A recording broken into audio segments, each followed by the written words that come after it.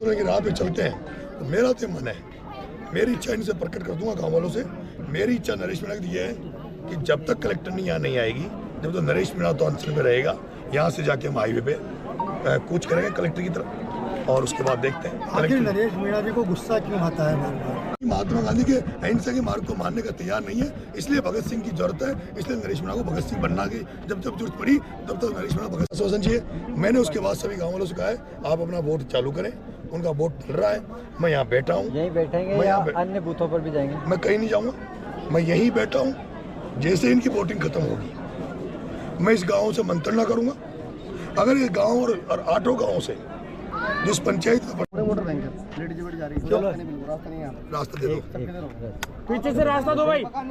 चलो करते हैं।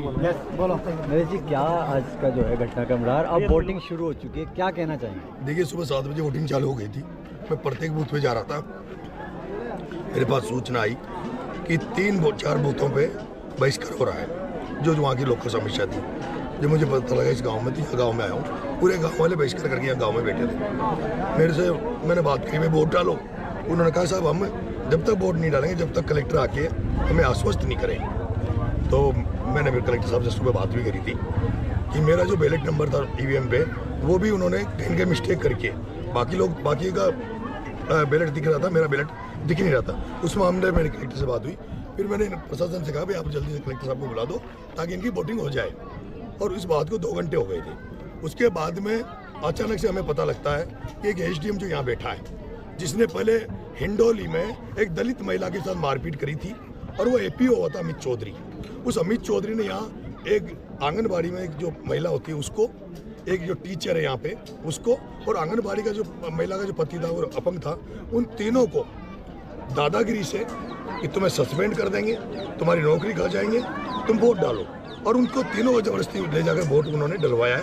उस महिला ने अपना इंटरव्यू भी सबके सामने दिया है।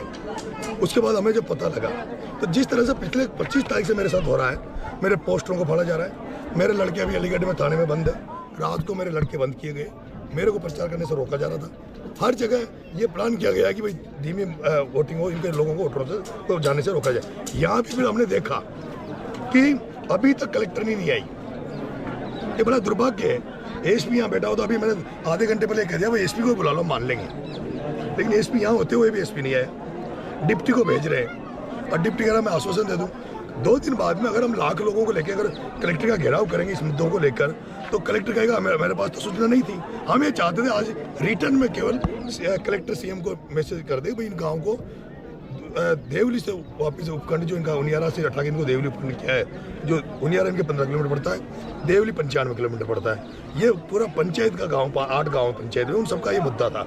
इन्होंने कहा भाई हमें वहाँ से हटा कर तो, लेकिन कलेक्टर ने हमारी अनसुनी करी और अभी तक कलेक्टर यहाँ नहीं आई है। फिर लास्टली हमने होपलेस हो गया क्योंकि इनका ये मनसा है, इनकी ये मनसा थी नरेश मीणा यहाँ बैठा रहे, इसका वोट डिस्टर्ब हो, वातावरण गंदा हो और यहाँ का जो मतदाता 800 मतदाता है वो भी वोट नहीं डाले क्योंकि बहिष्कार का दिन उन 3 वोट डला गए। फॉर्मेलिटी कर ली थी, बहिष्कार नहीं है, 3 वोट डल गए जो तो ये अपने वो करना चाहते जो कर्मचारी से डलवाए। अब क्या लेकिन अब ये तय हुआ है कि जो लड़ाई हम लड़ रहे हैं उसमें वो चाहते हमसे ये थे कि वोटिंग नहीं हो तो हमारा उनका मकसद सफल हो रहा था। ऐसे में मैंने अभी फैसला लिया है, एक सीओ साहब आए, अरे यार स्मार्ट सिटी चलो जल्दी से आ जाओ।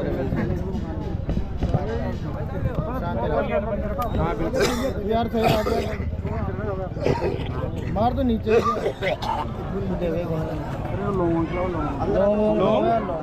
हमारे नेताजी इतनी मेहनत करते हैं। चालू करें भाई, अभी चालू करते हैं।